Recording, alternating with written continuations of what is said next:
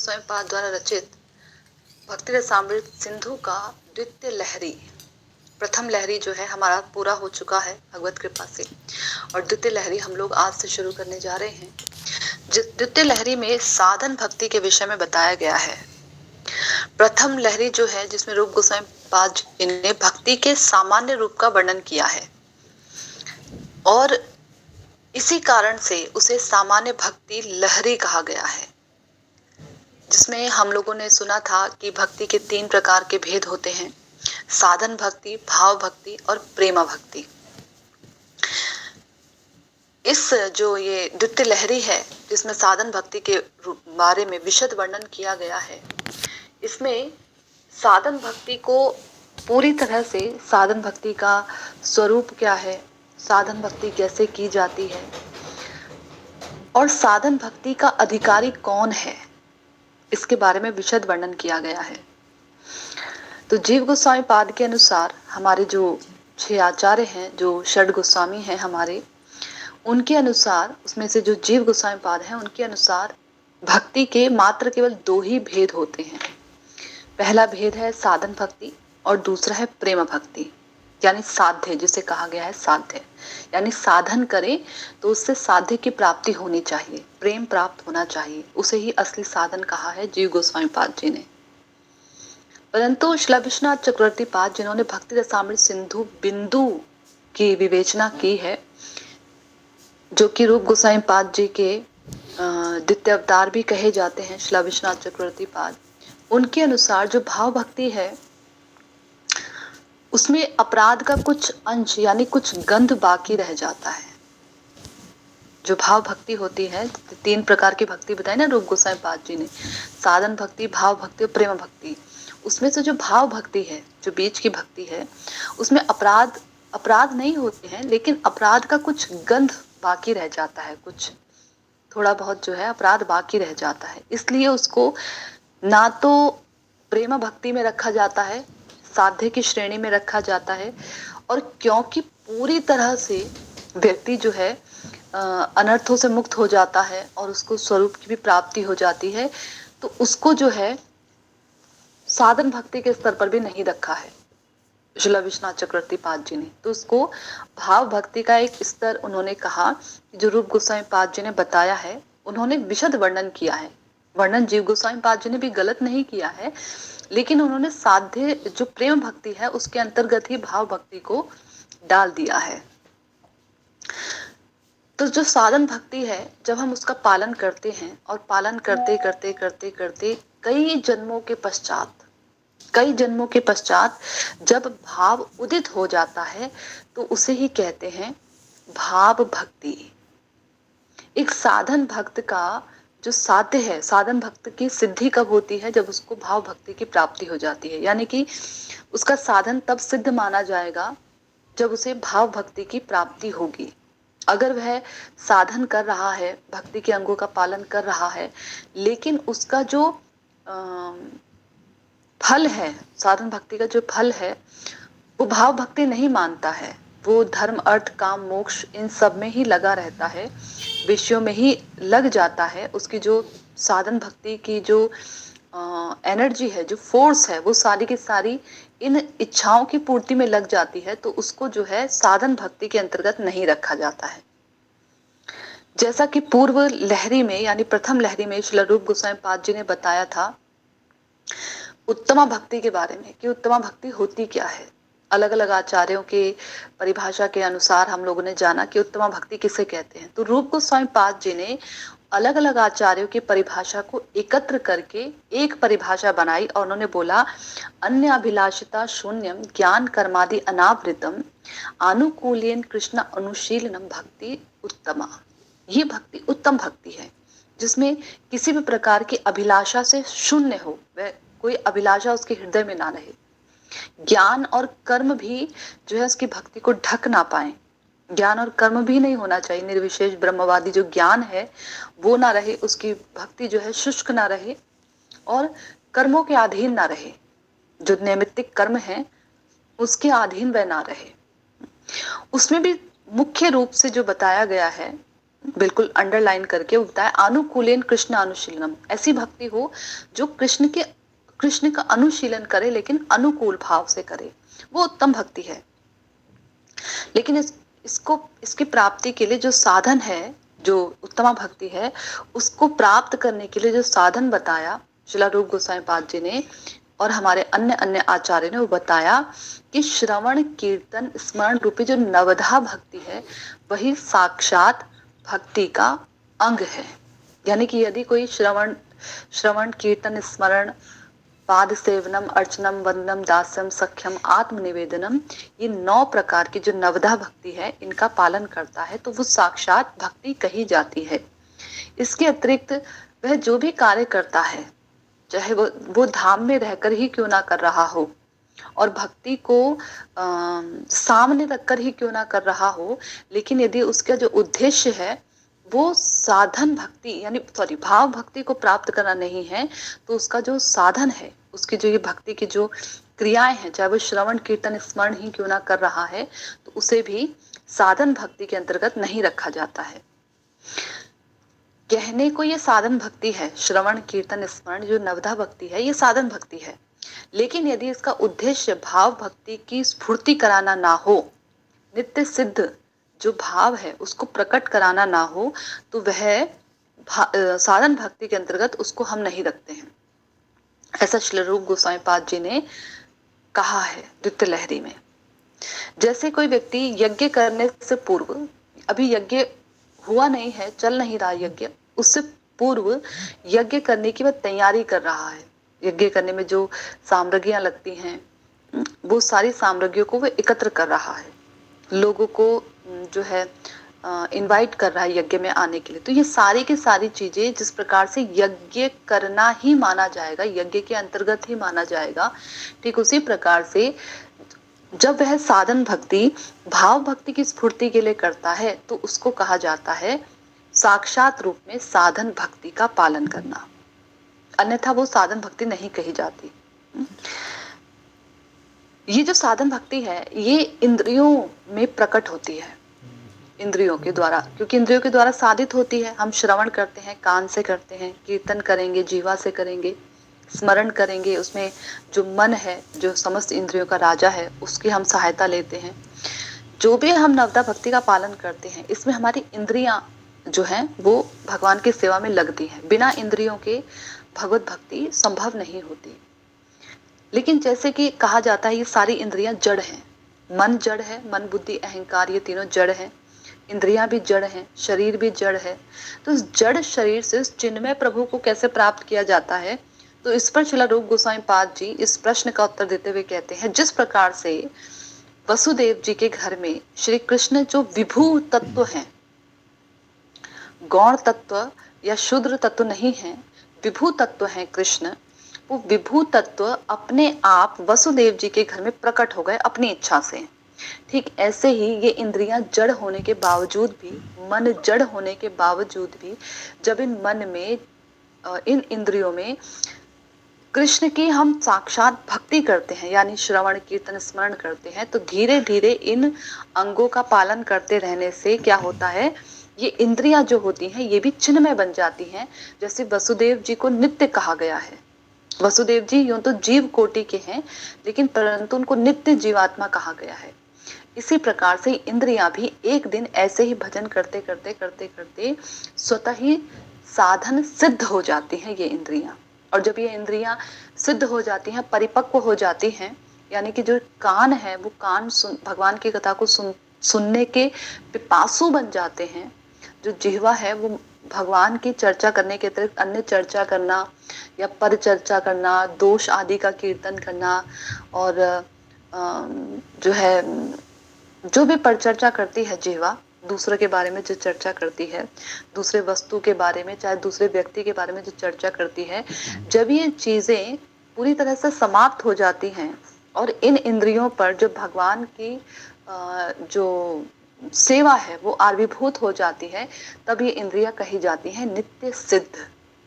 तब उसको उस नित्य जगत में उस नित्य भाव की उसको प्राप्ति होती है, तब उसको प्राप्ति होती है नित्य भाव की। अभी जो हम लोग भजन करते हैं भजन का आभास मात्र चल रहा है अभी। तो जो भजन होता है इसमें हम कभी कभी देखते हैं कि किसी किसी साधक के हृदय में हरि कथा सुनकर या कोई ऐसा प्रसंग सुनकर या जो शास्त्र होते हैं उनमें कोई ऐसा श्लोक आदि सुनकर बड़ा भाव उमड़ता है। और कभी कभी अश्रुपात भी होते हैं, कभी कोई ऐसे साधक भी होते हैं जिनको नाम करते समय कंप होता है। हाँ, और अलग अलग जो है कुछ कुछ अनुभूतियां होती हैं, अलग अलग तरीके से जो अनुभूतियां होती हैं, क्योंकि नाम करने के अपने एक अलग अलग जो है सोपान होते हैं, अलग अलग सोपान होते हैं। तो अलग अलग साधकों की जो अलग अलग अनुभूतियां होती हैं, वो इस अवस्था में, अभी जो अनर्थ प्राय अवस्था है, इस अवस्था में वो केवल भाव का आभास मात्र होता है। उसको हम ये नहीं कहेंगे कि ये भाव, इसके हृदय में भाव जाग गए, नहीं। जब किसी साधक की इंद्रियां परिपक्व हो जाती हैं, साधन करते करते पूरी तरह से पक जाती हैं, तो उस अवस्था में वो जो इंद्रियां होती हैं, वो इंद्रियां भाव भक्ति को यानी नित्य सिद्धता को हमारे जो मन है उसमें, हमारी इंद्रियों में स्फुरित करा देते हैं। इतना साधन भजन में, साधन भक्ति में इतना बल होता है कि आपका जो धाम में जो स्वरूप है आपका, उस स्वरूप को आपकी उन्हीं इंद्रियों में स्फुरित करा देने की शक्ति इस साधन भक्ति रखती है। जैसे नारद जी ने कहा है श्रीमद् भागवतम में कि येन केन प्रकारेण, किसी भी उपाय से, कोई भी तरीका करने से मन को जो है श्री कृष्ण में लगाना चाहिए। तो जैसे कंस ने शत्रु भाव से भगवान का भजन किया था, भजन यानी भगवान का चिंतन किया ना, तो वो भक्ति के अंग में आ गया, स्मरण कर रहा था भगवान का और कीर्तन भी करता था, नाम लेता था भगवान का।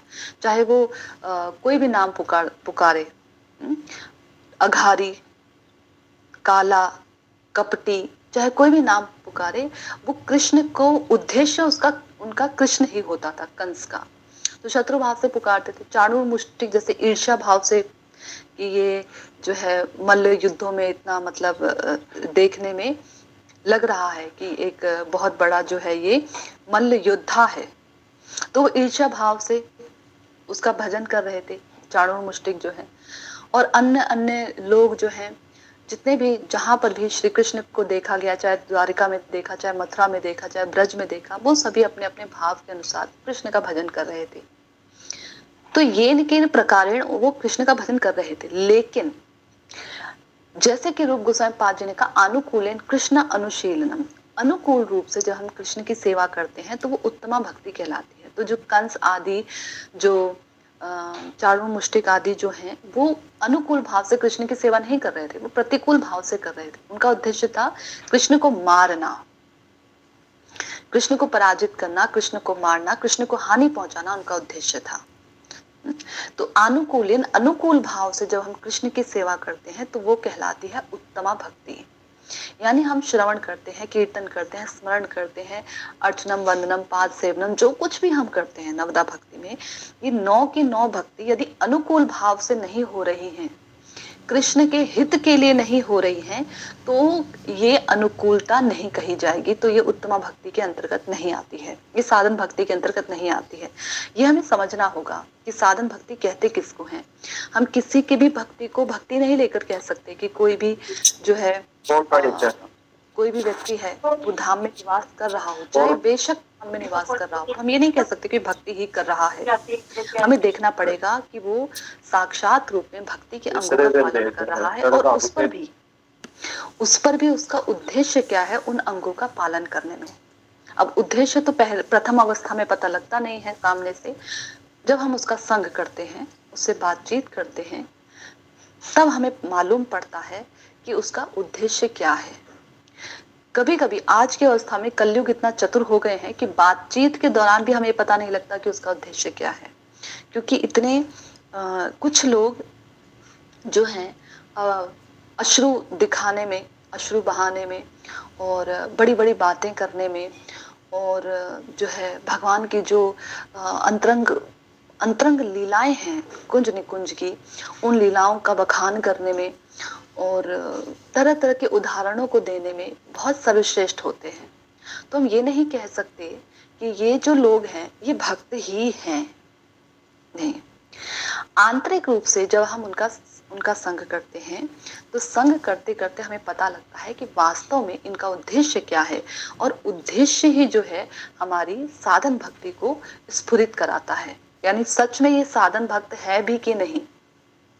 कभी कभी देखा जाता है, प्रायः जैसे वो कहा गया था दक्षिण भारत में एक डाकू थे, तो वो थे डाकू, लेकिन जो उनका उद्देश्य था वो भगवान का एक बहुत सुंदर मंदिर बनाना था। वो चाहते थे कि भगवान का एक सुंदर मंदिर बने। रंगम जी का बहुत सुंदर मंदिर बनाना चाहते थे वो, तो उनका ये उद्देश्य था। तो उनके उद्देश्य को उन्होंने पूरा करने के लिए बहुत सारे लोग जो उनके संगी साथी थे उनको उन्होंने मारा भी, उनकी हत्या भी की। तो भी उनको जो है वहां वैकुंठ धाम में उन, क्योंकि उन्होंने भगवान का घर बनाया था, भगवान के लिए बनाया था, इसलिए वैकुंठ धाम में उनके लिए एक सुंदर घर बना। जबकि उन्होंने, उनका जो साधन करने का तरीका था वो गलत था, लेकिन क्योंकि उनका उद्देश्य बड़ा सुंदर था इसीलिए उनको वैकुंठ की प्राप्ति हुई। ऐसे हम देखते हैं कि कोई व्यक्ति खूब श्रवण कर रहा है, खूब कीर्तन कर रहा है, खूब वो 3-3 लाख हरिनाम कर रहा है, हाँ, लेकिन जो उसका उद्देश्य है वो भगवान की प्राप्ति, भगवान को सुख पहुंचाना ना होकर अन्य अपनी इच्छा की कामना की पूर्ति करना है, प्रतिष्ठा को प्राप्त करना है, या मठ मंदिरों का महंत बनना है, स्वामी बनना है, या जो ये जमीन आदि होती है इनको लेना है, या फिर जो है स्त्री की कामना है, पुरुष की कामना है, या धन आदि, जो कुछ भी कामनाएं हैं, पद की प्राप्ति आदि जो कुछ भी कामना है, लोग वाहवाही करें, लोग प्रणाम करें, ये सारी जो कामनाएं हैं, अगर ये उसके हृदय में है तो उसकी भक्ति को जो है साधन भक्ति नहीं कहा जाएगा, चाहे उसका वस्त्र परिधान एक भक्त का ही क्यों ना हो।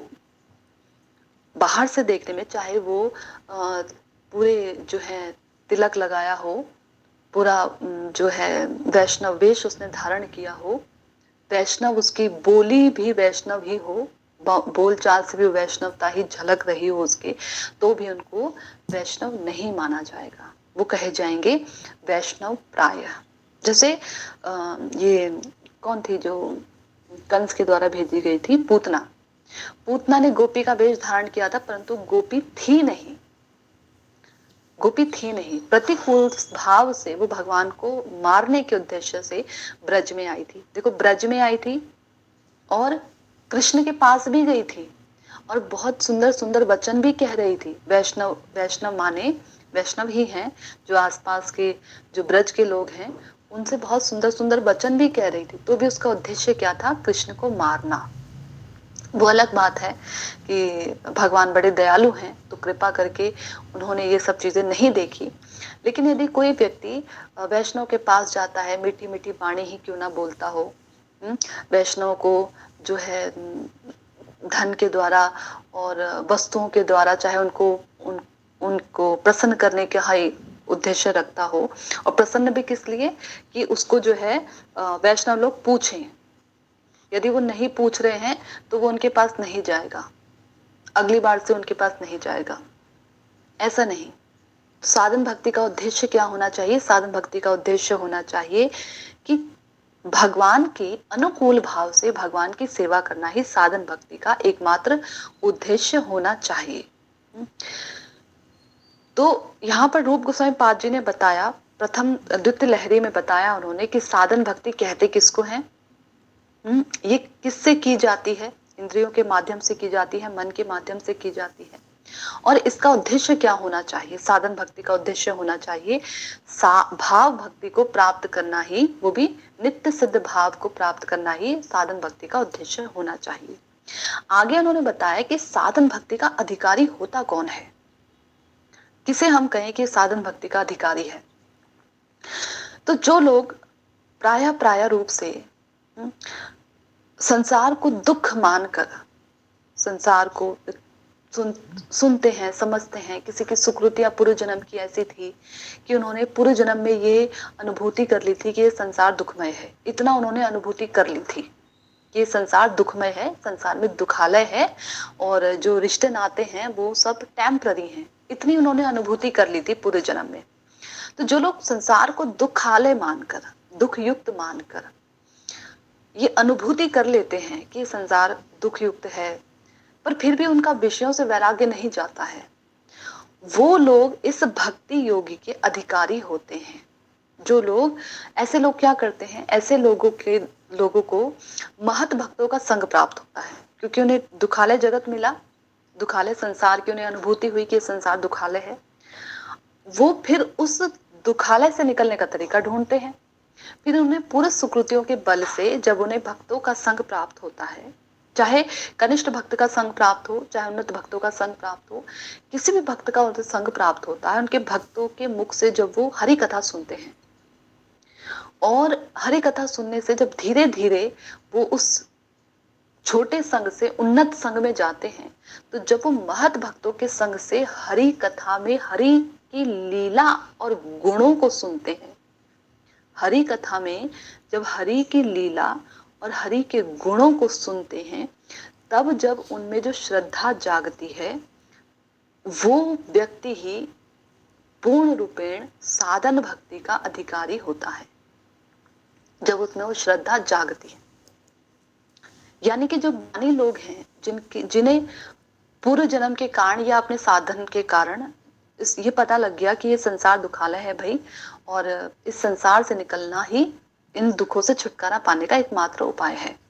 जन्म मरण के बंधन को वो समझ जाते हैं, और उनकी कर्मों में पूर्ण रूप से जो वो होता है, वो कर्मों के प्रति वैराग होता है, वो निष्काम कर्म करते हैं, क्योंकि उन्हें पता है कि संसार में जो आता है व्यक्ति, वो अपने कर्मों के फल की प्राप्ति के कारण आता है।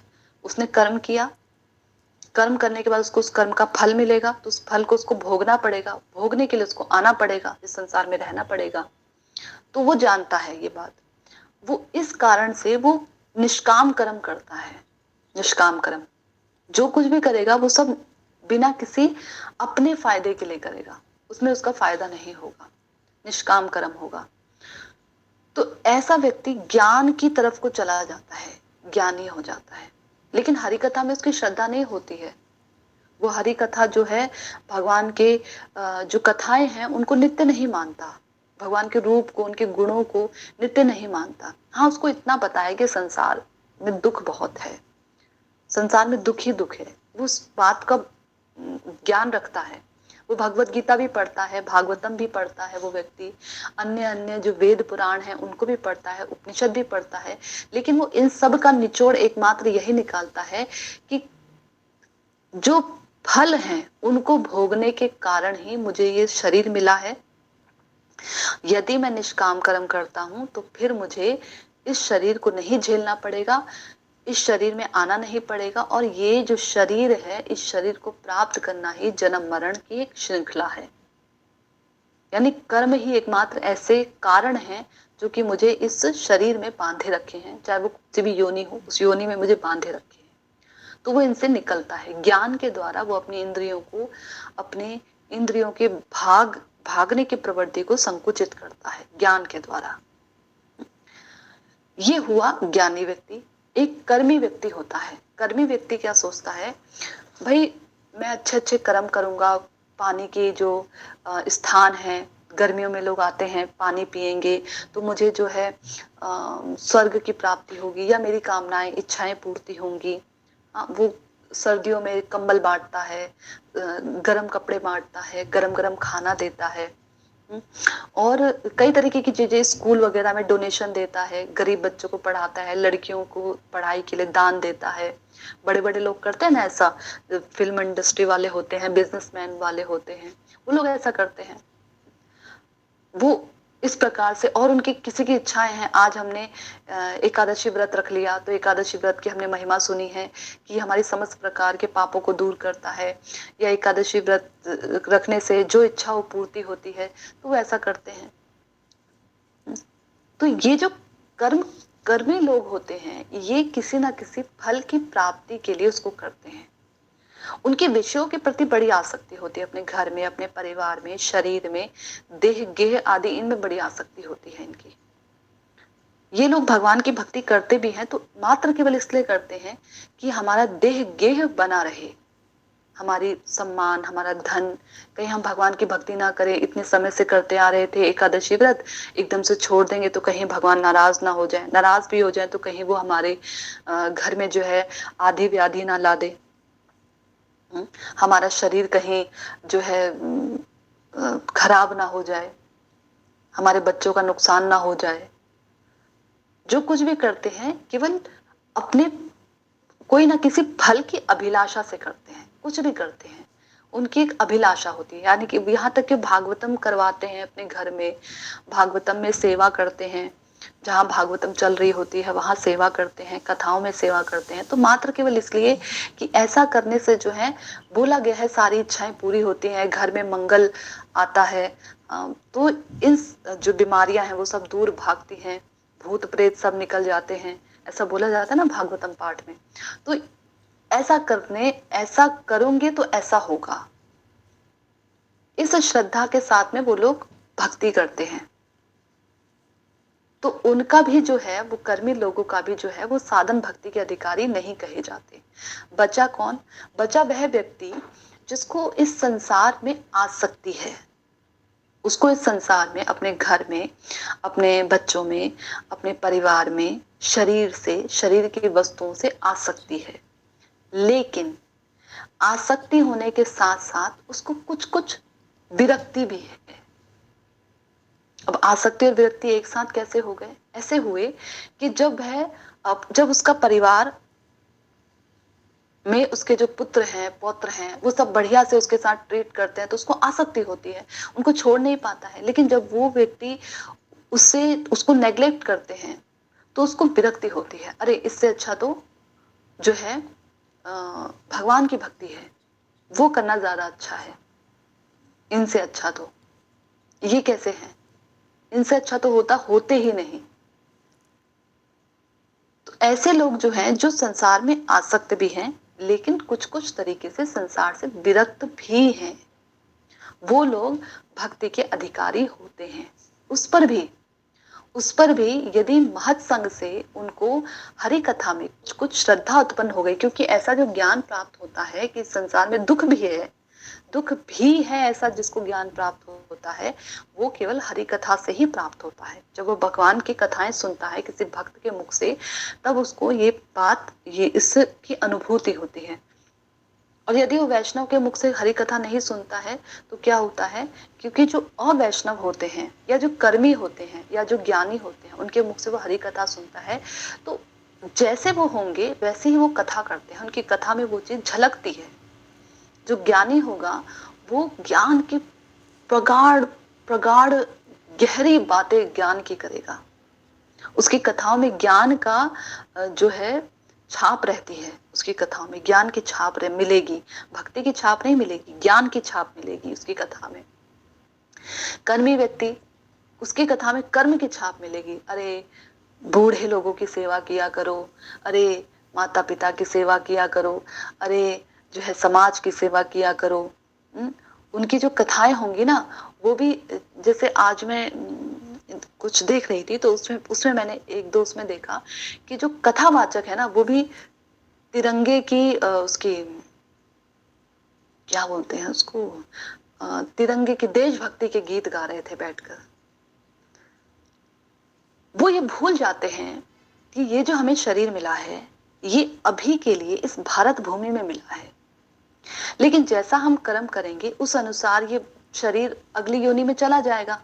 मान लो हम कुत्ते बन गए, जैसा हमने कर्म किया उस अनुसार हमें योनि मिल गई, कुत्ते का कर्म था, कुत्ते बन गए अगले जन्म में जाके। अब कुत्ता जो बैठकर वो भारत में है कि वो पाकिस्तान में है कि वो बाहर अमेरिका में है, वो कहाँ पर है उस कुत्ते को क्या मालूम। अब वो कुत्ता बैठकर वहां पर देशभक्ति के गीत थोड़े ना गाएगा, अभी क्योंकि उसको मनुष्य बुद्धि मिली है इसलिए वो बोल रहा है मेरा भारत महान, देशभक्ति के गीत गा रहा है। और ऐसे गा रहे हैं कि देश का बच्चा बच्चा कृष्ण है, देश की बाला जो है वो राधा है, तो इस तरीके से गा रहे हैं। अब वो जो कथा कर रहे हैं, कहने को कथावाचक हैं, वो कहने को कथावाचक हैं और खूब जनता उनकी कथा सुनती है, बहुत भीड़ लगी रहती है कथाओं में सुनने में। और वो जा रहे हैं और वो जब जो वो कथा करते हैं, जब वो कथा करते हैं तो कथा वो ऐसी करते हैं कि जैसे कितने बड़े भक्त हैं, कितने बड़े भक्त हैं वो। लेकिन हम देखते हैं और वो उसको उस कथा उसको क्या बोल देते हैं कि देशभक्ति जो है, जो देशभक्ति कर रहे हैं वो भी भक्ति कर रहे हैं। क्योंकि वो इस भूमि पर हैं और उनके कारण हम भक्ति कर रहे हैं। ये बात सही है, उनके कारण हम भक्ति कर रहे हैं, लेकिन वो क्योंकि भक्त है तो उसके लिए एकमात्र एक ही भक्ति है, वो है कृष्ण भक्ति। देशभक्ति भक्ति नहीं होती है, देश की सेवा होती है।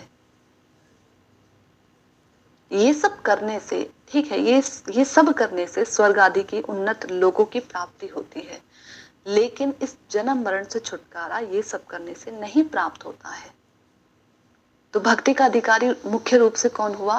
वह व्यक्ति जो महत पुरुषों के, जो सच रूप में जो वैष्णव हैं, जो सत्य में ही वैष्णव हैं, उनके मुख से जो हरि कथा सुनते हैं, तब जाके उसके जो छिद्र है ना, छिद्र, गांठें, जो गांठ पड़ी है हृदय में, वो गांठें धीरे धीरे धीमी पड़ती हैं, धीमी, टाइट बंधी है, बहुत गांठ बहुत टाइट है, इतनी टाइट है, इतनी टाइट है कि खुल नहीं रही है, हाथों में दर्द हो जाता है लेकिन खुलती नहीं है।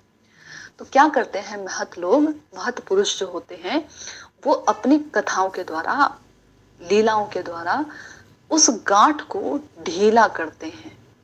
और फिर जो वह व्यक्ति साधन भजन करता है, उनसे कृपा बल लेता है, कृपा बल यानी उनकी कथाओं का बल लेता है, उनसे वो ज्ञान लेता है, तो उसके फलस्वरूप वो उस गांठ को पूरी तरह से खोलने में सक्षम हो जाता है।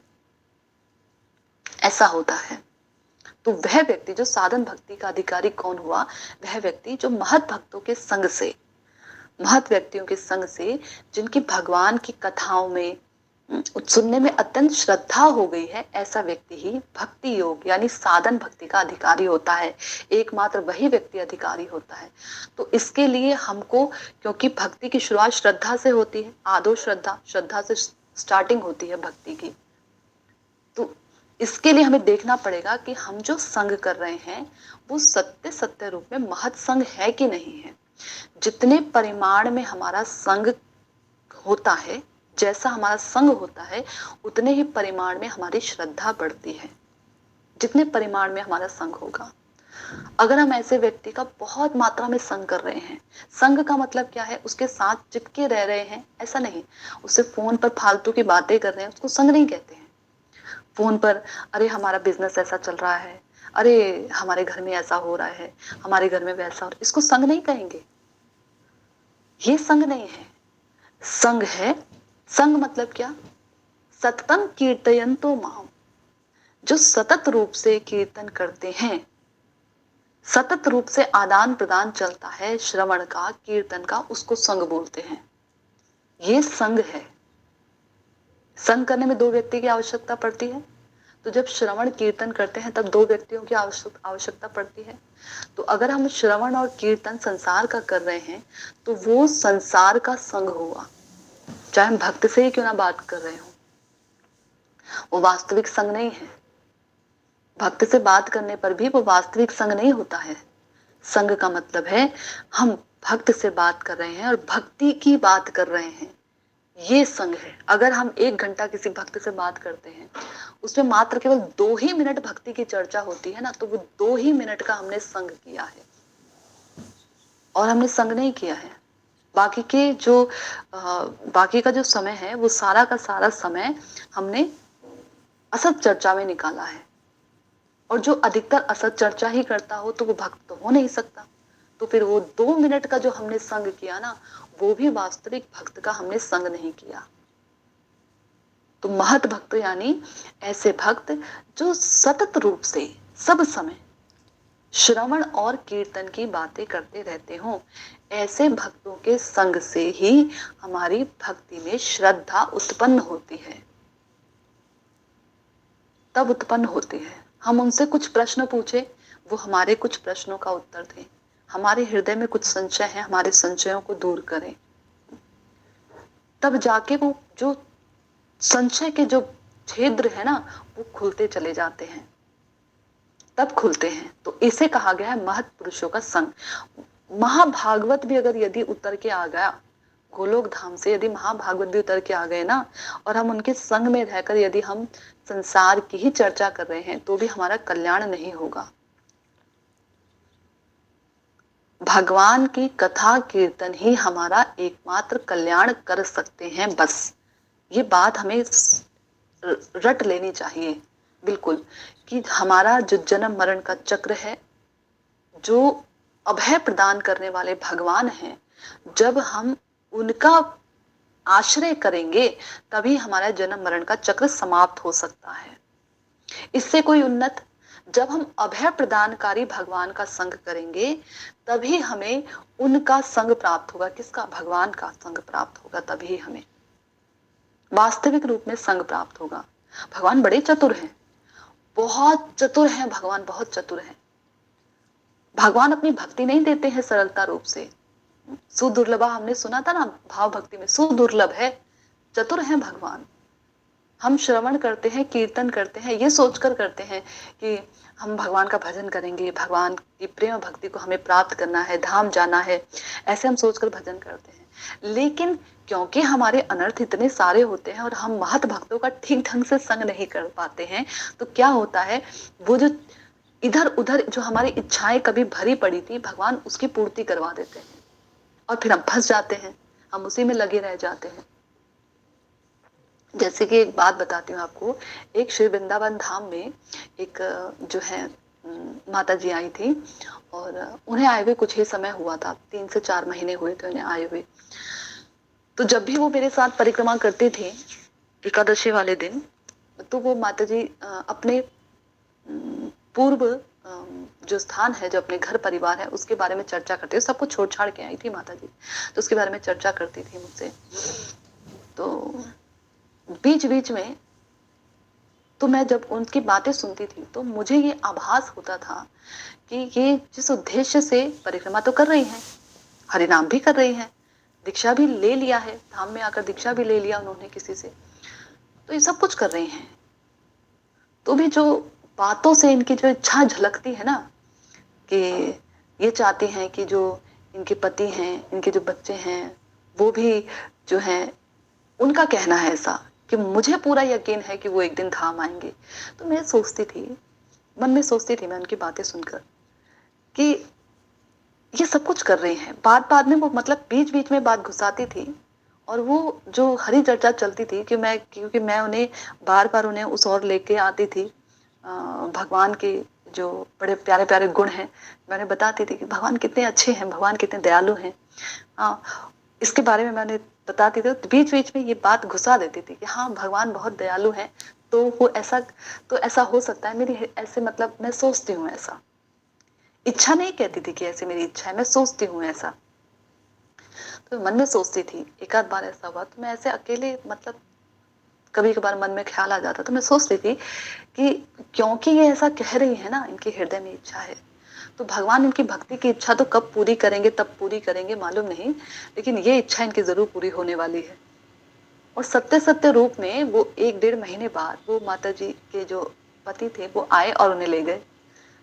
तो जब वो चले गए तब भी मैं यही सोच रही थी, मैंने कहा भगवान कितने चतुर हैं भगवान, कि हम मतलब स्टार्टिंग तो उनकी भी यही थी, भाव तो उनके भी अच्छे ही थे जो बताती थी, तो लेकिन जो हमारी उस 1 घंटे की वार्तालाप में जो इतना सा भी बात अगर हमने भौतिक वाली रख दी ना, मांग कोई भी इधर उधर छुपी हुई हृदय के अंदर, तो भगवान उसको पूरी कर देते हैं।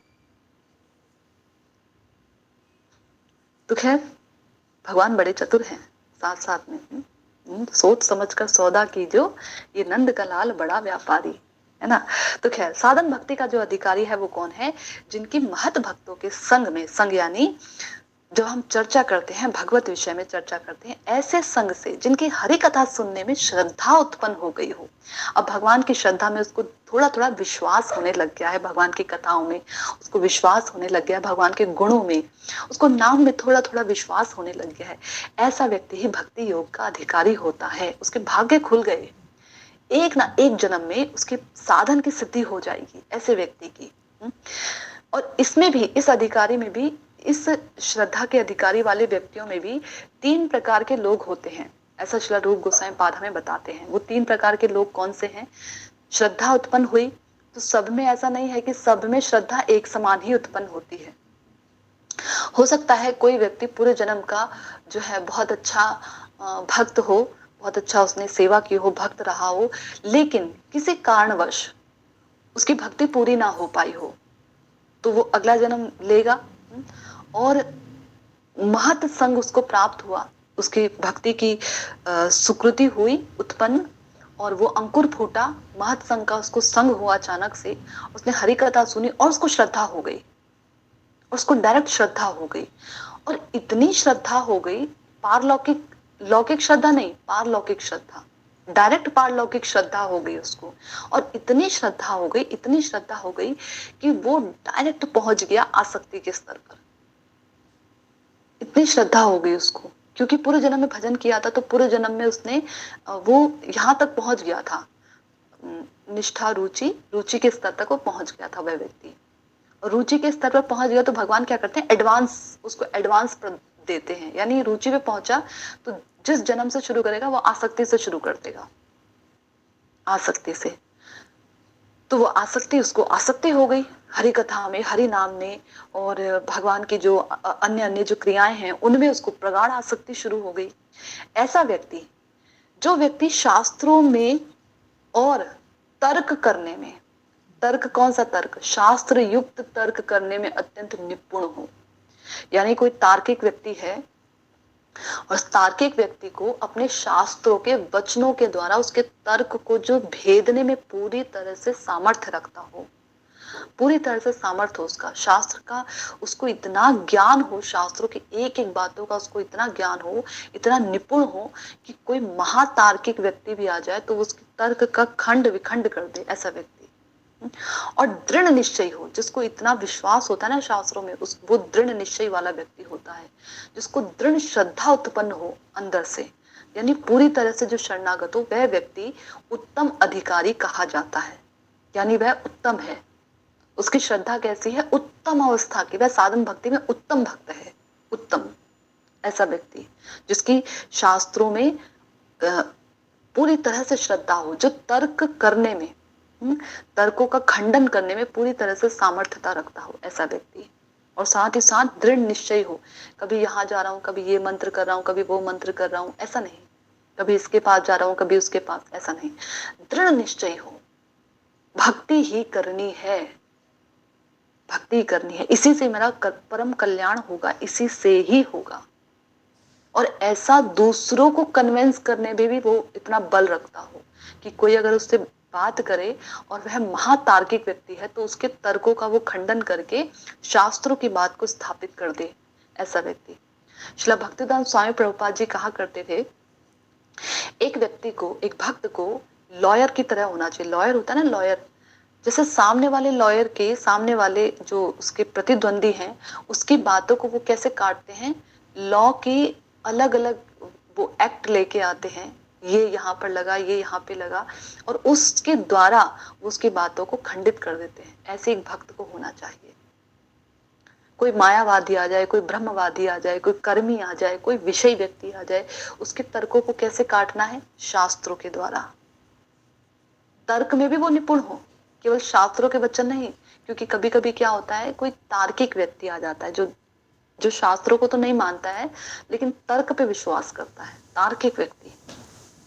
तो तर्क के द्वारा भी जो उसका खंडन मंडन करने में समर्थ हो, ऐसा व्यक्ति उत्तम अधिकारी कहा जाता है। उसके बाद है मध्यम अधिकारी। मध्यम अधिकारी कौन होता है, जो शास्त्रों में और तर्कों में इतना निपुण नहीं होता। यानी कोई सामने आ जाए, ब्रह्मवादी, मायावादी, कर्मी, विषयवादी, कोई भी सामने आ जाए तो वो अगर अपनी बात रख रहा है तो उसकी बातों को काट नहीं पाता, शास्त्रों को स्थापित नहीं कर पाता, लेकिन श्रद्धा उसमें पूरी है, श्रद्धा में कोई कमी नहीं है, उसको कोई डिगा नहीं सकता। कोई मायावादी आ जाए, कोई कहे ऐसे है, ऐसे है, कुछ नहीं होता है, किसकी तुम उपासना कर रहे हो, और वो खूब सारे वेदों के बहुत सारे जो है श्लोक तुम्हारे सामने लाकर स्थापित कर दे, देखो वेदों में तो ये कहा गया है, ब्रह्म की उपासना करो, ब्रह्मस्मि, ब्रह्म की उपासना करो, तुम वही हो, तवेआस्मि, तुम वही हो जो मैं हूँ, तुम वही हो, इस तरीके की बातें शास्त्र में बताई हैं, तुम कहाँ पढ़ रहे हो इसके चक्कर में। देखो इनकी जो क्रियाएं हैं, इनकी लीलाएं हैं, देखो ये भगवान है कोई, माखन चुराते थे, कभी भगवान को देखा है तुमने किसी के कपड़े चुराते हुए? कपड़े चुराते हैं। कभी भगवान को देखा है? वो तो वैराग्यवान, उनके अंदर 6 गुण हैं कि वो वैराग्यवान, उनमें से वैराग्य एक उनके अंदर गुण है, ज्ञान उनके अंदर एक गुण है, 6 गुणों के द्वारा भगवान कहे जाते हैं। तो देखो वो, उनमें कोई वैराग्य है, इतनी सारी गोपियों के साथ घूमते हैं, उनमें कोई वैराग्य है, शादी भी किया तो इतनी सारी के साथ शादी की, कोई वैराग्य है उनमें। इस प्रकार के वह तर्क रखते हैं और इतने ज्यादा प्रबल होते हैं, वो इतने तर्क भी देते हैं, तर्क भी देते हैं साथ ही साथ, लेकिन वह व्यक्ति अपनी श्रद्धा से हिलता नहीं है कि नहीं, मैंने महत पुरुषों के संग में ये सुना है कि भगवत भक्ति ही एकमात्र कल्याण का साधन है और एकमात्र कृष्ण ही भगवान है, इस बात पर मुझे पूर्ण निष्ठा है, पूर्ण निष्ठा। लाखों कोड़े मारो पर मुख से नाम उचारो, इस बात पर उसकी पूर्ण निष्ठा है, पूर्ण। तो ऐसा व्यक्ति मध्यम अधिकारी कहलाता है, वह व्यक्ति मध्यम अधिकारी है, तर्क आदि में वो इतना निपुण नहीं है। आप उससे यदि शास्त्रों की बातें पूछेंगे तो वो शास्त्रों के श्लोकों को रखने में, शास्त्रों की बातों को रखने में इतना समर्थ नहीं। हो सकता है वो आपके आगे उस समय झुक जाए, लेकिन वो श्रद्धा के द्वारा जो उसके अंदर हृदय में जो श्रद्धा का बीज गड़ गया है ना, वो हल्का नहीं है, वो बहुत गहरा पड़ा हुआ है, वो संस्कार बहुत गहरा है उसका। ऐसा व्यक्ति है मध्यम अधिकारी। तीसरा है कनिष्ठ अधिकारी, जो कि शास्त्रों में भी इतना निपुण नहीं है, तर्क आदि में भी इतना निपुण नहीं है, और उसकी श्रद्धा भी बहुत कोमल है, बहुत कोमल है। कोई कुछ भी कहता है, थोड़े से हवा के झोंके में उसकी श्रद्धा डगमगा जाती है, थोड़ा सा कुछ हुआ उसके साथ में, उसकी श्रद्धा डगमगा गई, उसकी जो है पद प्रतिष्ठा धूमिल हो गई, जेल पहुंच गया, उस पर कोई इल्जाम लग गया, या घर में कोई मर गया, कोई प्रिय ही मर गया, बिजनेस ही डूब गया, बिल्कुल कंगाल सड़क पर आ गया। ऐसा व्यक्ति कहाँ क्या भगवान है, मैं तो इनकी इतनी भक्ति करता था, कहते हैं ये दयालु है, दयालु, कोई दयालु है? ये दयालु वयालु नहीं है, ये दयालु नहीं है। इस प्रकार की बातें वह करने लग जाता है। तो ये बोलते हैं कनिष्ठ अधिकारी, क्योंकि इसकी श्रद्धा बहुत कोमल है, श्रद्धा है पर कोमल श्रद्धा है, कोई भी आकर इसकी श्रद्धा को डिगा सकता है। तो ये है साधन भक्ति योग के अधिकारी। ये 3 प्रकार के लोग साधन भक्ति के अधिकारी होते हैं, मतलब इनमें ये श्रद्धा के अधिकारी होते हैं, ये 3 प्रकार के, ये श्रद्धा के अधिकारी के भाग हैं 3 प्रकार के। तो जितनी दृढ़ श्रद्धा होगी, जितना दृढ़ विश्वास होगा भगवान पर, उतनी ही अधिक श्रद्धा उत्पन्न होती है। जितना दृढ़ विश्वास होगा शास्त्रों पर, शास्त्रों के वचनों में, जितना दृढ़ विश्वास होगा, जितना अकाट पे विश्वास होगा, उतना अधिक हमारी श्रद्धा बढ़ती है, उतनी अधिक बढ़ती है शास्त्रों में जितना विश्वास होगा। जैसे किसी को पूरा विश्वास है भगवान की, कहा गया है श्रीमद् भागवतम में कि भगवान, जो कोई श्रीमद् भागवतम का नित्य रूप से सेवन करता है, नित्य रूप से जो उसका पठन पाठन करता है, केवल केवल श्रवण मात्र से ही भगवान उस व्यक्ति के हृदय में आकर बैठ जाते हैं और उसके सारे समस्त प्रकार के जितने भी अभद्र होते हैं उनका नाश कर देता है। ये भगवान की कथाएं मात्र सुनने मात्र से। तो ऐसे व्यक्ति जिसको इतना विश्वास है ना इस श्लोक पे, शास्त्रों के किसी एक श्लोक पर यदि हमें पूर्ण विश्वास हो तो हमारा कल्याण निश्चित है, निश्चित है।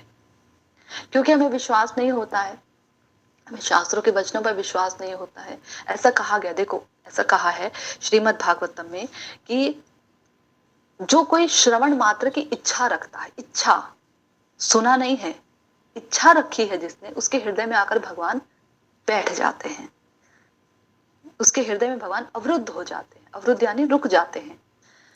अब सोचने वाली बात है, हमारे हमारे घर में भी श्रीमद् भागवतम रखी है, श्रीमद् भागवतम का ग्रंथ भी बिल्कुल सामने रखा हुआ है, तो भी हम उसको पढ़ते नहीं है, तो भी हम कहते हैं कैसे भगवान मिलेंगे, कैसे भगवान मिलेंगे। अरे बोला तो भागवतम में ऐसे भगवान आके हृदय में रुकेंगे, तो करो उपाय। करते नहीं है क्योंकि श्रद्धा नहीं है। बोला हरिनाम करने से समस्त हरिनाम चिंतामणि है, नाम नामी अभिन्न है। नाम ले लो या नामी के पास चले जाओ, दोनों एक ही बात है, अभिन्न है हरि नाम। और नाम करने से वो भगवान साक्षात रूप में हमारे काबू में आ जाते हैं। नाम करने से, नाम में इतना बल है कि नाम हमारे हृदय में हमारे नित्य स्वरूप की स्फूर्ति करा देता है। नाम में इतना बल है। और हम कहते हैं अरे नाम कैसे होगा, अरे नाम से ऐसा होता है क्या, हमारा तो नाम ही नहीं हो रहा। क्यों नहीं हो रहा? क्योंकि श्रद्धा की कमी है, विश्वास की कमी है। क्योंकि विश्वास नहीं है ना, इसलिए कमी है। ये बात है। जिस डॉक्टर पर हमको विश्वास होता है ना, उस डॉक्टर की दवाई हमको जरूर लगती है, जरूर जरूर उसकी हमें दवाई लगती है। विश्वास नहीं है तो कितना भी अच्छा क्यों ना हो, लगेगी नहीं उसकी दवाई। विश्वास, आधा काम तो विश्वास ही कर जाता है, आधा काम विश्वास कर जाता है। कितना भी पापी तापी हो, विश्वास है उसे, विश्वास है उसे कि ये मेरे अनर्थ हैं, ये मेरे अपराध हैं, ये मुझसे नहीं छूट रहे हैं। लेकिन एक दिन ऐसा आएगा कि कृष्ण मेरे इन अनर्थों को, अपराधों को क्षमा करेंगे और मेरे को महत संग प्रदान करेंगे, मुझे भक्ति प्रदान करेंगे। ऐसा वो विश्वास शुरू से लेकर उसको अंत तक, अपने अंत के जीवन के अंतिम सांस तक उसको विश्वास है। तो कृष्ण ऐसे नहीं है, इसलिए उनको दयालु कहा गया है। ऐसे नहीं है कि उसका विश्वास तोड़ दें, विश्वास तोड़ने वालों में से नहीं है कृष्ण। तो हमारी आधे से ज्यादा हमारी जंग लड़ जाती है श्रद्धा से। इसलिए कहते हैं भक्ति की शुरुआत होती है श्रद्धा से। हमें श्रद्धा नहीं होती है शास्त्रों के वचनों में। हम शास्त्र भी पढ़ते हैं, शास्त्र भी सुनते हैं, हरि कथा भी सुनते हैं, हरि नाम भी करते हैं, विश्वास नहीं है। अब देखिए ना, हमारे घर में विग्रह रहते हैं। अब बोले कि ये जो विग्रह है, विग्रह नहीं है भाई, ये साक्षात कृष्ण है। तो हमें अगर मान लो कृष्ण हमारे सामने आ जाए, तो हम क्या उनको छोड़कर जाएंगे? सेवा करेंगे हम उनकी सब समय, नित्य, चौबीसों घंटे। 24 घंटे भी कम पड़ेंगे। जिनको नित्य स्वरूप की प्राप्ति हो जाती है, वो ऐसे ही ना चौबीसों घंटे ही तो सेवा में लगे रहते हैं। और हमारे घर में साक्षात कृष्ण है विग्रह रूप में, हम कहाँ सेवा करते हैं? क्योंकि विश्वास ही नहीं है विग्रह है, वो कृष्ण है। हमें तो विग्रह ही दिखते हैं। हम तो उनको देखते हैं तो बोलते हैं यहाँ से इनका तिलक मिट गया है, यहाँ से इनकी आंखें मिट गई हैं, कपड़े इन्होंने ऐसे पहने हैं, हाथ इनके ये मोटे हो रहे हैं, ये चेहरा इनका पतला हो रहा है। हम तो ऐसे देखते हैं। ये इनकी आंख थोड़ी टेढ़ी है, नाक में एक छेद हो गया है, हम तो ऐसे देखते हैं। हम थोड़े ना देखते हैं भगवान में कभी इतनी कमियां होती हैं क्या? भगवान तो परम सुंदर है, पर हम तो ऐसा ही देखते हैं। अरे इनके चरण टेढ़े हैं, इनके हाथ टेढ़े हैं, हम तो विग्रह को देखते हैं तो ऐसा ही देखते हैं। तो हम नहीं देख रहे हैं भगवान को। विश्वास की कमी है वहां पर, विश्वास की कमी है। विश्वास हो तो भगवान पत्थर से भी निकलकर खीर खाने के लिए आ जाए। आए ना वो हमारे, ये जहां हम जाते हैं, कौन आए थे अलारनाथ में, जिनका हाथ जल गया था, खीर उनके हाथ में, भुजा में उनकी खीर, गरम गरम खीर गिर गई थी, जल गया था अलारनाथ में, जो अलारनाथ में विग्रह है ना। आए ना भगवान, वृंदावन से आए थे। पायल की झनकार करते हुए भगवान आए और भुवनेश्वर के उस पे, जो क्या कहते हैं उसको, बॉर्डर पर हाँ आके रुक गए। नाम पड़ गया साक्षी गोपाल। आए वही विग्रह, चलकर आए विग्रह। कहानियां नहीं है ये। हमारी परेशानी क्या है, हम सुनते हैं पर हमको एक कहानियां लगती हैं। ये सब कहानियां हैं, कथाएं हैं। हम बोलते हैं, मुख से बोलते हैं, ये कथाएं हैं, लीलाएं हैं, भगवान ने की हैं।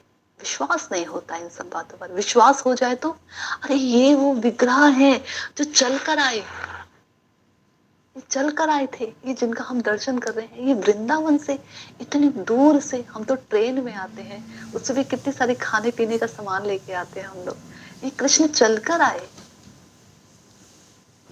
और किस लिए आए? मात्र छोटी सी बात कहने के लिए, साक्षी कहने की। क्या पड़ी थी इनको आने की? क्या पड़ी थी?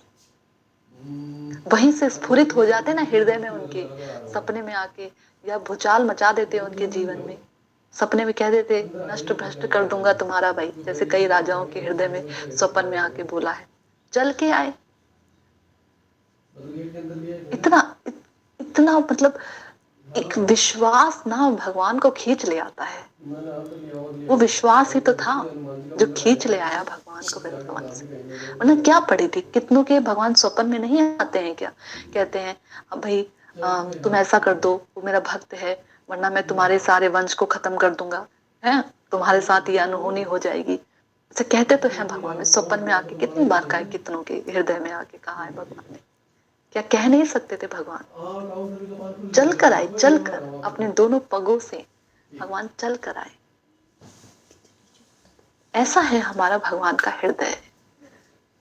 जिन भगवान की हम भक्ति करने के लिए कितने आलस्य महसूस करते हैं, उनका नाम लेने के लिए हम कितना आलस महसूस करते हैं, अगर हम भगवान की करुणा को देखें ना, एक करुणा मतलब करुणा ही करुणा भरी है ऐसे भगवान के हृदय में।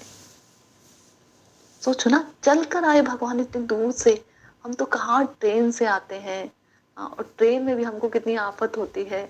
गर्मी है तो कहते हैं एसी की टिकट बुक करा ले जी, एसी की टिकट बुक कराते हैं। गर्मी में कहाँ जाएंगे हम? वो भगवान चल कर आए, और चल कर आए। सामने से वो ब्राह्मण भी आ रहे थे आगे आगे। तो ऐसा तो है नहीं एक दिन में 2 दिन में पहुंच गए हो, कितनी दूरी थी। तो लगा होगा ना उन्हें 1-2 महीने, इतना तो समय उन्हें लगा ही होगा आने में, है? और जाने किस मौसम में आए थे? सर्दी में आए थे कि गर्मी में आए थे कि बरसात में आए थे? कैसे मौसम में भगवान आए? और चप्पल भी नहीं पहने, पादुका भी नहीं पहने। ऐसे थोड़ी ना था कि फूल बिछे थे उनके राहों पर। कितने कंकड़ पत्थर होंगे, कितने कोमल उनके चरण हैं, जिनके लिए गोपियां कहती हैं कि प्रभु आपके जो पद कमल हैं वो इतने कोमल है, इतने कोमल है कि हम सोचते हैं अपने शरीर, हम ये वृंदावन की जो भूमि है कितनी पथरीली है, कितनी मतलब मिट्टी भी चुभ जाए आपको, इतने आपके कोमल हैं। कहाँ रखे अपने शरीर में? हमारे शरीर में तो हड्डियां हैं, हाँ? कहीं पर है ही नहीं ऐसा कोई कोई बहुत कोमल स्थान नहीं है। तो एक कोमल स्थान दिखता है हमारा स्तन प्रदेश। आप हमारे स्तनों पर रख दो, वो बड़ा कोमल है, वो स्थान बड़ा कोमल है, वहां रख दो अपने चरण कमलों को। और कोई स्थान नहीं दिखता हमें। तो ऐसा कहते हैं वो चरण कमल, वो 2 चरण कमल चल कर आए। कितनी पथरीली जो है पगडंडियां रही होंगी, रास्ते होंगे, चल कर आए हैं। पर पायलों की झनकार लगातार आ रही है उनके कानों में, ब्राह्मण देव के कानों में। कितने करुणामय भगवान है, सोचिए जरा। कितनी कृपा है, एक एक मतलब एक एक बात उनकी उठा लो और गहराई से जरा उस पर हम चिंतन करने बैठे ना, तो मतलब रहा ही ना जाए। और सोचे, हमें धिक्कार हो अपने आप पर, ऐसे भगवान का हम भजन नहीं कर पा रहे हैं। ऐसे भगवान से हम शिकायतें करते रहते हैं, ऐसे भगवान से। सोच कर देखिए, कितनी दूर से भगवान चलकर आए हैं, चलकर आए हैं। सोचिए, चलकर आए हैं भगवान। उसे कोई बड़ी हस्ती ना आए तो क्या जा रहा है? भगवान मना कर देते, ना आते, क्या जा रहा है? संसार झूठा कह देता, उनको क्या फर्क पड़ रहा है? सारा संसार ही उनका है। उनको कोई अगर झूठा कह भी दे उनको, तो उनकी प्रतिष्ठा में कोई कमी हो रही है क्या? कोई कमी नहीं हो रही। झूठा कह देगा, कह देगा। ये संसार क्या है? दूसरा संसार बना देंगे भगवान तो। फिर भी आए, फिर भी आए। प्रतिष्ठा के चक्कर में नहीं आए थे, धन धन के चक्कर में भी नहीं आए थे। कौन उनको धन दे रहा है? किसी लालच से नहीं आए थे, प्रेम से खींचे चले आए। विश्वास, उसका ये विश्वास था कि तुम कृष्ण हो, तुम्हारे सामने, तुमने सुना है। जब उसने साक्षी पे रखा तुम्हें, तो तुमने सुना है ये बात। तो तुम्हें अब चलना पड़ेगा साक्षी देने के लिए मेरे साथ में। और कोई चारा नहीं है, और कोई था ही नहीं, मैंने साक्षी तुमको बनाया था, है ना। तो जितना दृढ़ विश्वास होगा हमें शास्त्रों में, उतनी हमारी श्रद्धा होती है। और ये श्रद्धा, ये दृढ़ विश्वास कैसे उत्पन्न होता है? जितना बड़ा हम महत् संग करेंगे, जितना बड़ा, जितना उन्नत हम महत् संग करेंगे, उतना हमारा दृढ़ विश्वास बढ़ता है। अगर हम संग करेंगे ना किसी ऐसे व्यक्ति का, निंदुक व्यक्ति का, तो निंदा निंदा निंदा बढ़ेगी हमारे हृदय में। किसी ऐसे व्यक्ति का संग करेंगे ना जो केवल दोष दोष दोष देखता हो, दोष दोष दोष देखता हो, तो दोष बढ़ेगा हमारे हृदय में, दोष देखने की प्रवृत्ति होगी हमारे हृदय में। हम हर किसी को दोष युक्त दृष्टि से देखेंगे। किसी ऐसे व्यक्ति का संग करेंगे ना जो केवल भक्ति कर रहा हो प्रतिष्ठा के लिए, पद के लिए, बस यही बढ़ेगा हमारे हृदय में। हम भी यही प्रतिष्ठा, हम भी यही पद ढूंढेंगे। अरे इसने प्रणाम नहीं किया, उसने प्रणाम नहीं किया, पता नहीं इससे हम हरी कथा करते हैं, पता नहीं है इसे प्रणाम नहीं किया, इसने इतने फॉलोअर है हमारे साथ में, प्रणाम नहीं किया इसने, हम इसके घर गए, प्रणाम ही नहीं दी भाई इसने हमें, बस इतना सा पकड़ा के भेज दिया। ऐसे व्यक्ति का संग करेंगे जो कि स्त्री कामी है, पुरुष कामी है, तो यही भावनाएं हमारे हृदय में उठेंगी। कर्मी व्यक्ति का संग करेंगे तो कर्म करने की वासना हमारे हृदय में उठेगी। अरे गाय सेवा कर लो, भगवान भी तो गाय चराते थे, गाय सेवा कर लो, गाय सेवा उन्नत सेवा, भक्ति है, भक्ति गौ भक्ति, ये कर लो, ये सब चलेगा हमारे हृदय में। कहीं छुप जाएगी कृष्ण भक्ति। तो जितना अधिक, जितना उन्नत हम महत्संग करेंगे, ऐसे व्यक्ति का हम संग करेंगे जिनके हृदय में कृष्ण कृष्ण कृष्ण कृष्ण और कृष्ण ही हो, ऐसे व्यक्ति का यदि हम संग करेंगे तो हमको भी मात्र केवल कृष्ण कृष्ण कृष्ण कृष्ण ही मिलेंगे, और कोई नहीं मिलेगा। ऐसे व्यक्ति का संग हमें करना पड़ेगा, तब भक्ति बढ़ेगी हमारी। ऐसी कथाएं हमें सुननी पड़ेंगी, तब जाके हमारे हृदय में भगवान के प्रति वो भाव वो स्फुरित होगा, तब होगा हमारे हृदय में। और हम हरि कथा, हम ऐसी कथाएं सुने, हृदय शुष्क हो जाए, बेजान हो जाए, कहीं कोई चर्चा, कहीं कोई चर्चा, तो भक्ति काहे, कहाँ भक्ति होगी। हृदय बड़ा शांत हो जाता है जब भगवान के गुणों को याद करते हैं, जब भगवान की लीला को, भगवान की महिमा को याद करते हैं, बड़ा शांत हो जाता है हृदय। ऐसे व्यक्ति का संग करना पड़ेगा, ऐसे व्यक्ति के मुख से हरि कथा सुननी ही पड़ेगी, तभी हमारा कल्याण होगा, वरना हमारा कल्याण नहीं होने वाला। जब तक हम भगवान की कथाएं इन दोनों कानों से भर भर कर नहीं पिएंगे, भर भर कर, तब तक हमारा कल्याण नहीं होगा। ये बात हमें याद रखनी पड़ेगी। महत् पुरुषों के मुख से लीला सुनने पर लीला की मधुरता की प्राप्ति होती है। लीला कितनी मधुर है, कितनी मधुर है, वो हमें तब पता लगती है जब हम किसी महत् पुरुष के संग से मुख से हरि कथा सुनते हैं, तब पता लगता है कि भगवान की जो लीला थी, जिसे हमने कई बार सुनी है, ये कितनी मधुर थी। आज लगा सुन करके हाँ ये कथा है। किसी ऐसे व्यक्ति के मुख से अमृत टपकता है तो कानों को बड़ा प्रिय लगता है, भगवान के विषय में सुनने से, भगवान के विषय में कहने से बड़ा प्रिय लगता है। और यदि हम किसी अवैष्णव के मुख से, किसी मायावादी के मुख से, किसी कर्मी के मुख से, जो भजन नहीं करना चाहता है, ऐसे व्यक्ति के मुख से हमारी कथा सुनते हैं, तो ठीक है वैसा ही हो जाता है जैसे मीठे जल की नदियां, मीठे जल का झरना किसी खारे पानी के समुद्र में जाकर मिल जाए तो वह भी खारा ही हो जाता है, मीठा नहीं रहता है। और यदि ऐसे व्यक्ति के मुख से सुने, जिसके मुख से सुनने पर उस लीला के माधुर्य का पता लगता है, आहा कितनी मीठी है भगवान की कथा, ऐसी ऐसी मधुरता जिसकी पता लगती है, तब तब हमारे हृदय में भी भगवान के प्रति स्पंदन होता है हमारा हृदय में। वो एक बड़ा सुंदर भजन है ना, उसकी लाइन मुझे बड़ा बड़ा प्यारा लगता है वो लाइन, जिस दिल में हो ना पैदा सावल लगन तुम्हारी, जिस दिल में हो ना पैदा, सांवल लगन तुम्हारी, बर्बाद जिंदगी है, बेचैन रूह बेचारी, जिस दिल में तू ही तू है। खैर, बड़ा सुंदर है ना। तो ऐसे व्यक्ति के मुख से हरि कथा सुननी चाहिए, जिसके मुख से हरि कथा सुनने पर उस हरि कथा का, लीला का, माधुर्यता का पता लगता है, हमारी भक्ति बढ़ती है, हमारे हृदय में भगवान के प्रति भाव बढ़ते हैं। ऐसे व्यक्ति के मुख से हरि कथा श्रवण करनी चाहिए। उसके बाद श्रील रूप गोस्वामी पाद जी ने बताया कि भक्ति अधिकारी व्यक्ति यदि, थोड़ा सा समय आज थोड़ा ज्यादा ही हो गया, मुझे तो एक प्रश्न भी लेना था, चलो अगले सत्र में हम लोग जो है इसको कंटिन्यू करेंगे। श्रील रूप गोस्वामी पाद जी ने क्या कहा है। एक माता जी का प्रश्न था, मैं उन प्रश्न को ले लूं जरा।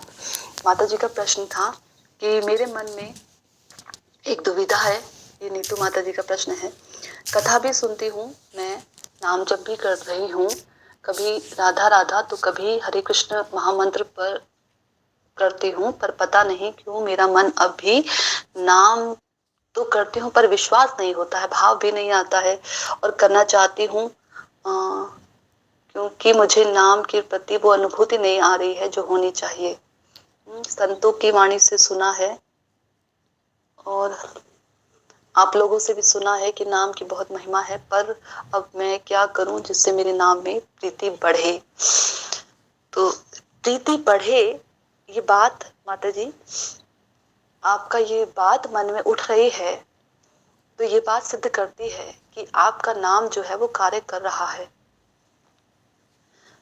प्रीति बढ़े, ये बात उठना ही हमारे हृदय में बहुत मुश्किल से उठती है। ये हृदय में बात जो उठती है ना, कि हमारे नाम के प्रति रुचि हो, यही बड़ी मुश्किल से उठती है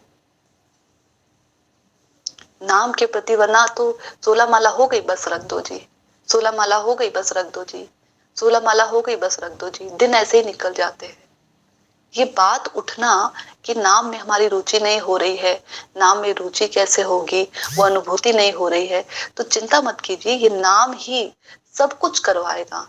एक दिन ऐसा समय आएगा, बहुत अनर्थ है ना हमारे, इस जन्म के अनर्थ तो है नहीं, पूर्व पूर्व अनेक अनेक जन्म हमने लिए हैं, अनेक अनेक यानी कि जब से हम आए हैं जीव आत्मा स्वरूप में, जब से हमारा जन्म हुआ है एक जीव आत्मा के रूप में, तब से हम भगवान से विमुख हैं। विमुख होने का मतलब है हमारे अंदर कर्म, वासनाएं, अनर्थ, अपराधी सब कुछ आया होगा।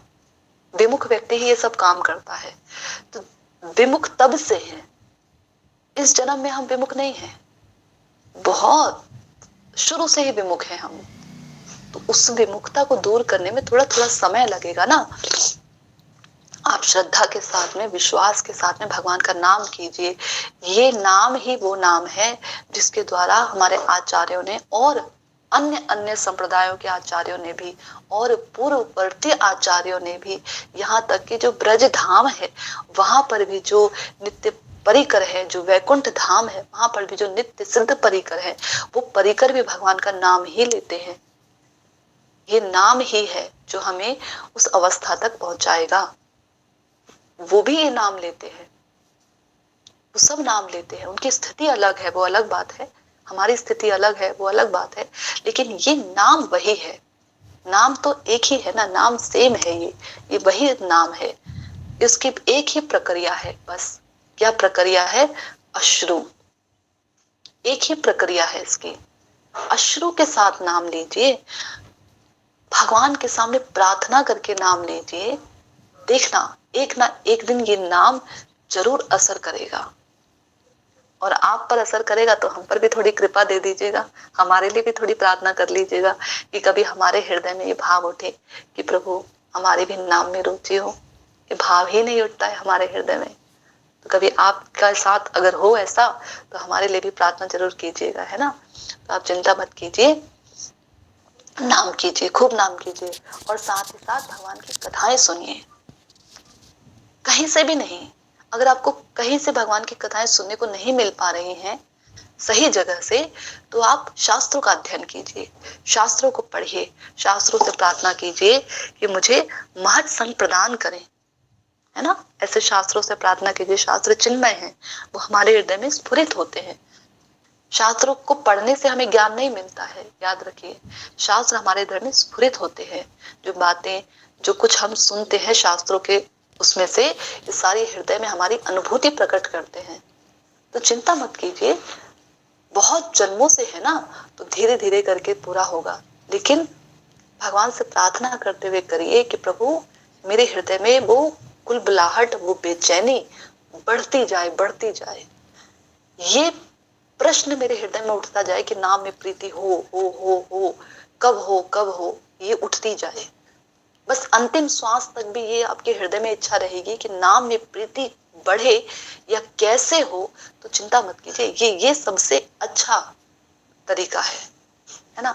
तो प्रश्न बड़ा अच्छा था आपका, बहुत सुंदर प्रश्न था, और समय भी मैंने ज्यादा ले लिया है। अगले सत्र में हम लोग जो है जानेंगे कि श्रील रूप गोस्वामी पाद जी ने आगे क्या बताया है। भक्ति अधिकारी के जो भक्ति अधिकारी हैं, उनको कौन कौन से दोष लगते हैं, लग जाते हैं दोष, कौन कौन से दोष उनको लग जाते हैं।